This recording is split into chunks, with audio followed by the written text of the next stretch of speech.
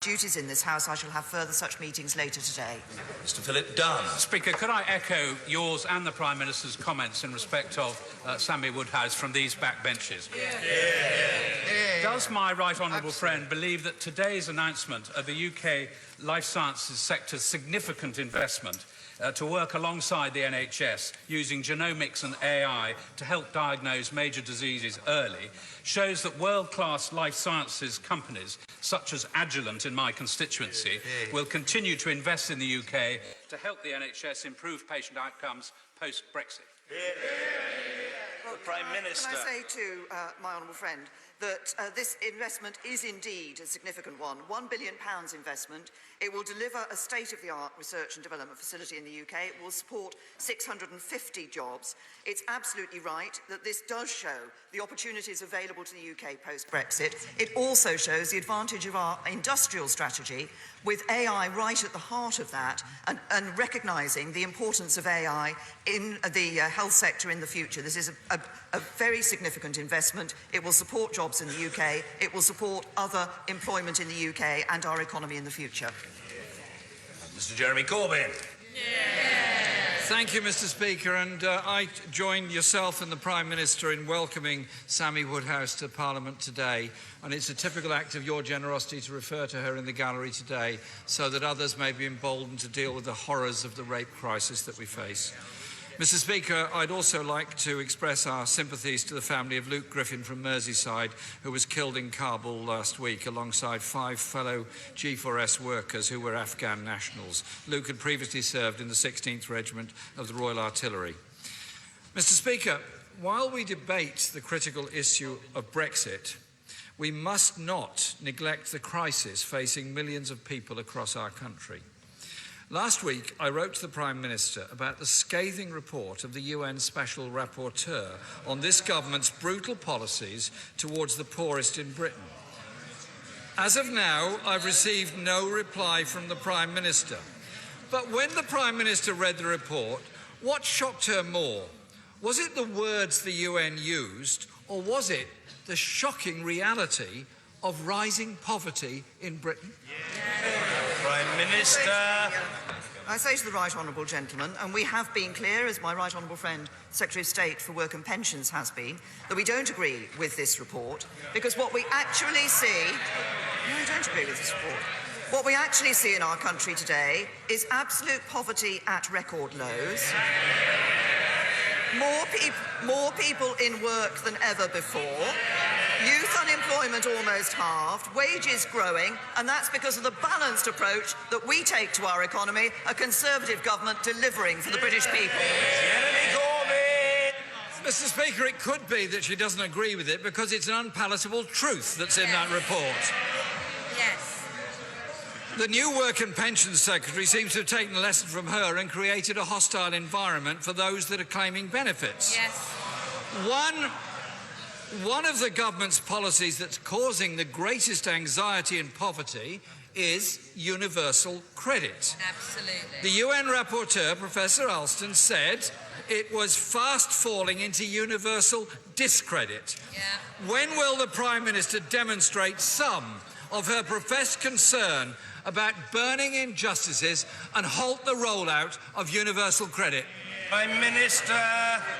Can I say to the right honourable gentleman, we've exchanged on this issue of universal credit before. Universal credit... The Shadow Foreign Secretary from a sedentary position says we've not done anything about it. What we have done, as we have been rolling out universal credit, is making changes as we have gone through those changes. But actually, I'm afraid that what we saw was a Labour Party that wouldn't support the changes we were making to universal credit. So we've listened and we've made changes. It's time, actually, that the Labour Party recognise that the universal credit is ensuring that we see more people in work in this country, that we see absolute poverty at record lows. And that's it, a system that delivers for people, encourages them into work, a simpler system that's better for those people who need to use it. Jeremy Corbyn. she might just care to cast her eyes over the report from the Trussell Trust. And I quote, "If the 5-week wait isn't reduced, the only way to stop even more people being forced into food banks this winter will be to pause all new claims to universal credit." The UN also called for the 5-week wait to be scrapped. In the coming weeks, universal credit is being rolled out in Anglesey, Blackpool, Milton Keynes, parts of Liverpool, parts of London and Glasgow. People risk being left with no money at Christmas. That's right. If the Prime Minister won't halt... Yes, If the Prime Minister won't halt the rollout of universal credit, will she at least immediately end the 5-week wait? exactly. Prime Minister. Can I say to the right honourable gentleman that he doesn't quite seem to understand how the system actually operates?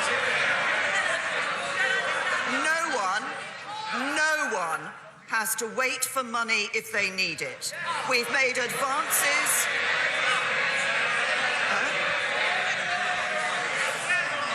We scrapped. Order. We're less than a third of the way through, and already there's too much noise on both sides of the House. Members must calm themselves. The questions will be heard, however long it takes, and the same is true of the replies. Please try to get used to that. The Prime Minister. No one needs to wait for their money if they need it. We have made it easier for people to get advances. We've ensured they can get 100% of their first month's payment up front. And we've already scrapped the 7-day waiting period. And as I repeat, what happened when we scrapped the 7-day waiting period? Labour voted against it. Jeremy Corbyn. Mr. Speaker, it's a loan that's offered for some people. And the Trussell Trust has pointed out that food banks... The Trussell Trust has also pointed out that food banks face record demand this December. I just gently say to her and the members behind her, food banks are not just a photo opportunity for Conservative MPs. Who themselves, all of whom supported the cuts in benefit that have led to the poverty in this country. Yesterday, the Joseph Rowntree Foundation research found, and I quote, "in-work poverty was rising faster than the overall employment rate due to chronic low pay and insecure work." The United Kingdom has the weakest wage growth of all G20 nations. Living standards have fallen for the majority of people. What is so wrong with our economy that our pay growth is so much worse than each of the other nations in the G20? Prime Minister. The right honourable gentleman, that we now see wages growing faster than they have for nearly a decade. We see employment at record levels. But what the right honourable gentleman wants to do, he talks about scrapping universal credit. What he wants to do is to go back to square one. That means going back to a system that left 1.4 million people spending most of a decade trapped on benefits. It left people paying an effective tax rate of 90%, and it cost every household an extra £3,000 a year. As ever with Labour, it was ordinary working people who paid the price. Mr. Speaker, the chief economist of the Bank of England describes the last decade as a lost decade for wages. And, well, the Prime Minister might laugh at this. It's the reality of people's lives. It's the reality. Order. I appeal to members making too much noise to stop doing so.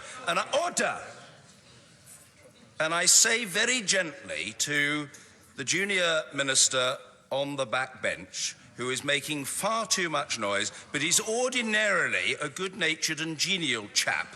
I'm referring to the honourable gentleman, the member for Hexham. You can do, Mr. Opperman, you can do, order. You can do so much better. Try to be a well-behaved citizen today. Well, possibly like some others, but there are quite a lot of badly behaved people. Try to set a better example, Mr. Opperman. You're a minister of the Crown. Jeremy Corbyn. Thank you, Mr. Speaker. 2 years ago, a United Nations committee found this government's policies towards disabled people represented a grave and systematic violation of their rights. Does the Prime Minister think that situation has improved in the past 2 years? Prime Minister. Say to the right honourable gentleman, first of all, in answer to the latter point that he's made, is this government that has a key commitment in relation to helping disabled people get into the workplace. There are too many disabled people who have felt that they have not been able to do what they want to do, of actually getting into the workplace, earning an income for themselves and their families, and it's this government that is helping. And the former Secretary of State for Work and Pensions, through the arrangements that she put in place to ensure the disability confident arrangements that she put in place are doing exactly that. But he started off his comments by referencing the last decade. Yes, the last decade have meant that difficult decisions have had to be taken. But why did those difficult decisions have to be taken? They were taken because of the Labour Party's mismanagement of the economy. Remember the letter from the Right Honourable Member for Birmingham Hodge Hill. Under Labour, there is no money left. Mr. Speaker, when I hear a Prime Minister talking about difficult decisions, what always happens afterwards in these contexts is the poorest lose out in our society. 4.3 million disabled people are now in poverty. 50,000 were hit by appalling cuts to the employment support allowance benefit alone last year. This government labelled disabled people scroungers. It called those unable to work skivers. It created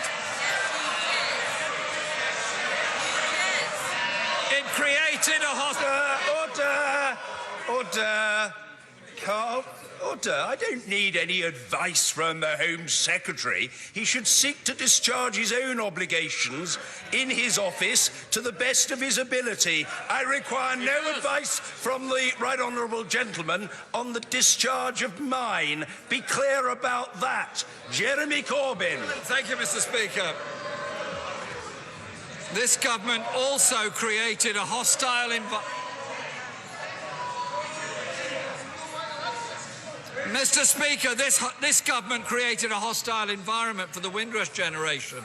When the UN rapporteur said British compassion for those who are suffering has been replaced by a punitive, mean-spirited and callous approach, he couldn't have summed up this contemptible government any better. Yeah. Child poverty is rising. Homelessness rising. Destitution rising. Household debt rising. When will the Prime Minister turn her warm words into action, end the benefit freeze, repeal the bedroom tax, scrap the two-child cap and halt the rollout of universal credit? Prime Minister! The Right Honourable Gentleman referred to the poorest losing out. I'll tell him when the poorest lose out. It's when a Labour government comes in.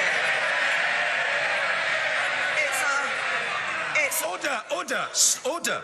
The finger-pointing and yelling and braying must stop. I understand that passions are running highly, but on both sides of the House, we need to have some sense of decorum. The Prime Minister. It's when a Labour government comes in. What this government has done, we've introduced the national living wage. Conservatives, not Labour. We've taken millions of people out of paying tax altogether.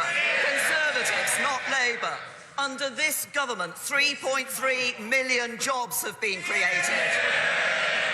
Every Labour government leaves office with unemployment higher than when it went into office. So what do we see under this government? Our economy is growing, employment is rising, investment is up. We're giving the NHS the biggest single cash boost in its history. Taxes are being cut. wages are rising. Labour would destroy all that. It's this Conservative government that's building a brighter future for our country. Helen Whately. Thank you, Mr. Speaker. As my right honourable friend knows, none of us look forward to a smear test, but it can make the difference between life and death. Worryingly, nearly a third of women are missing out on cervical screening. Can I ask my right honourable friend what steps she and her government are taking to make sure more women get tested and don't suffer the terrible consequences of picking up cancer too late? Well, can I Prime say, Minister. my friend, I'm grateful to her for raising what is an important point, and we do recognise that we need to do more to encourage women to undertake cervical screening tests. In October, we announced a package of measures which will be rolled out across the country, which has the aim of seeing 3/4 of all cancers detected at an early stage by 2028. And this will see a radical overhaul of the screening programmes, and it'll be made more accessible and easier to use. But I just want to give this very simple message, and I'm able to do this standing at this dispatch box. Smear tests are not nice. All those of us who have had smear tests recognise they're not nice. But they are important. If you want to see cancer detected early, have your smear test. A few minutes of discomfort could be saving your life. Ian Blackford. Thank you, Mr. Speaker, and can I thank you for your remarks of welcome to Sammy Woodhouse, a very brave woman who has done the right thing in waiving her anonymity. We must all call out crimes of sexual violence. Those responsible must be held to account.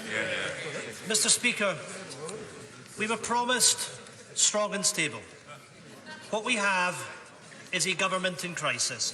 A government that has lost 2 Brexit secretaries, a Home Secretary, a Foreign Secretary, a Work and Pension Secretary.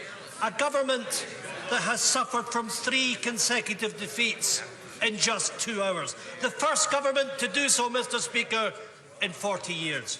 And now a government found to be in contempt of Parliament. Is it time that the Prime Minister took responsibility? A responsibility for concealing the facts on her Brexit deal from members in this House and the public. Will she take responsibility? Prime Minister. He's absolutely wrong about that. We have not concealed the facts on the Brexit deal from members of this House. What he will see is that the legal position that was set out on Monday in the 34-page document, together with the statement made and the answers to questions given by the Attorney-General on Monday, very clearly set out the legal position. Ian Blackford. Mr. Speaker, that is an incredibly disappointing response from the Prime Minister. The facts have had to be dragged out of this government by Parliament. Mr. Speaker, this morning we have seen the detail of the legal advice. We have seen the facts that the government tried to hide. Mr. Speaker, this government is giving Northern Ireland permanent membership of the single market and the customs union. The legal advice is clear. It states, despite statements in the protocol that is not intended to be permanent, in international law, the protocol would endure indefinitely. Since the Prime Minister returned from Brussels with her deal, the Prime Minister has been misleading the House, inadvertently or otherwise. The Prime Minister must explain...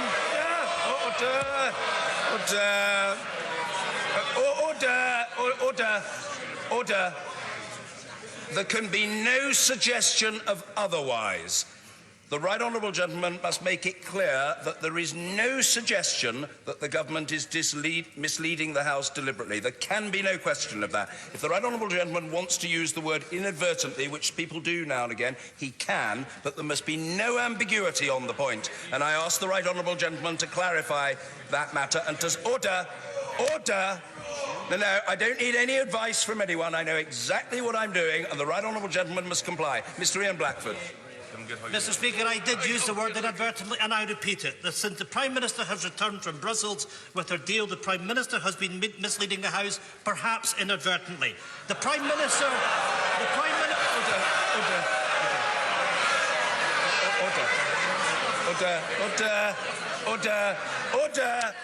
Order. I always want the right honourable gentleman to be heard fully, and he will be.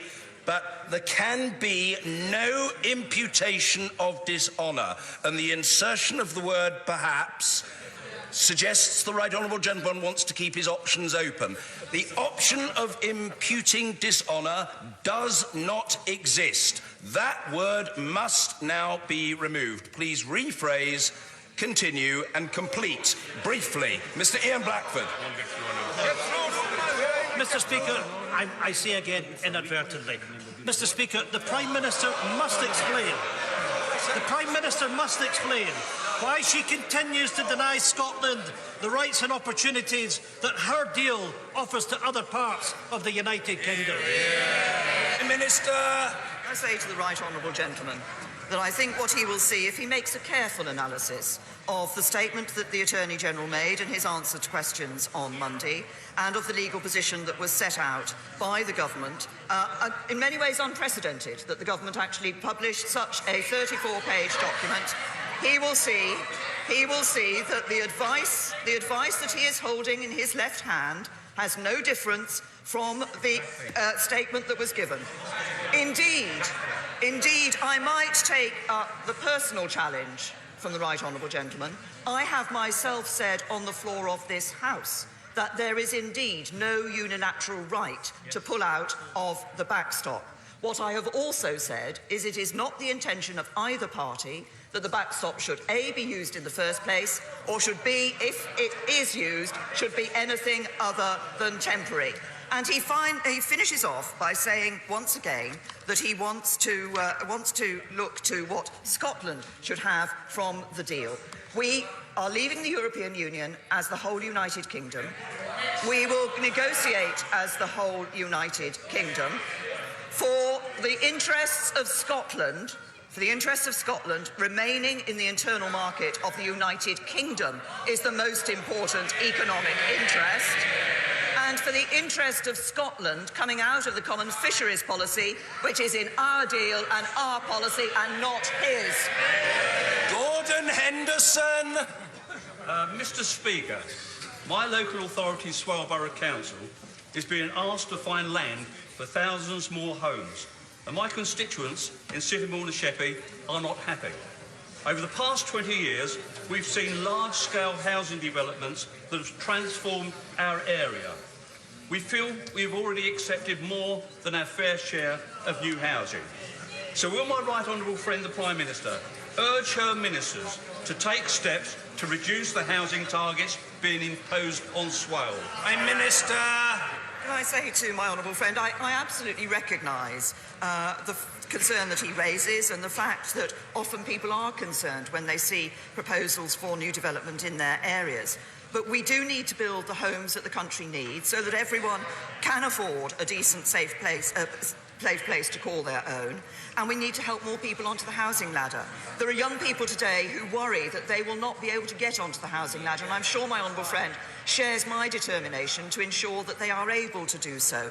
And I'm pleased to say that in the last year, we've delivered over 222,000 new homes, the highest level we've seen in all but one of the last 31 years. But I'm sure that my right honourable friend, the Communities Secretary, would be happy to meet with my honourable friend to discuss his local issue further. Stuart Hosey. Mr. Speaker, every single Brexit scenario this government have modelled shows GDP growth to fall, and to fall further when the impact of ending freedom of movement is factored in. This Prime Minister continues to pretend ending free movement is a good thing. It is a bad thing. So let me ask her, why is she prepared to take from our children and grandchildren the ability to travel freely throughout Europe? And why is she doing it in a way which is economically illiterate? Prime Minister. What the analysis actually shows is that outside of the European Union, the best deal available in relation to our economy, which delivers on leaving the European Union, is the deal that is on the table, is the deal that I've negotiated with the European Union. When people voted to leave the European Union, one of the issues they voted on was bringing an end to free movement once and for all, and that is what this government will deliver. Alex Chalk. In its November survey, local homelessness charity P3 recorded that there were 2 rough sleepers in Cheltenham. 2 too many, of course, but a dramatic reduction on the previous year. Does my right honourable friend agree that this shows the value of social impact bonds which provide vital one-on-one support to people with complex needs? And will she support and congratulate the vital work of charities CCP and P3 who make such a difference to vulnerable people in our country? Prime Minister.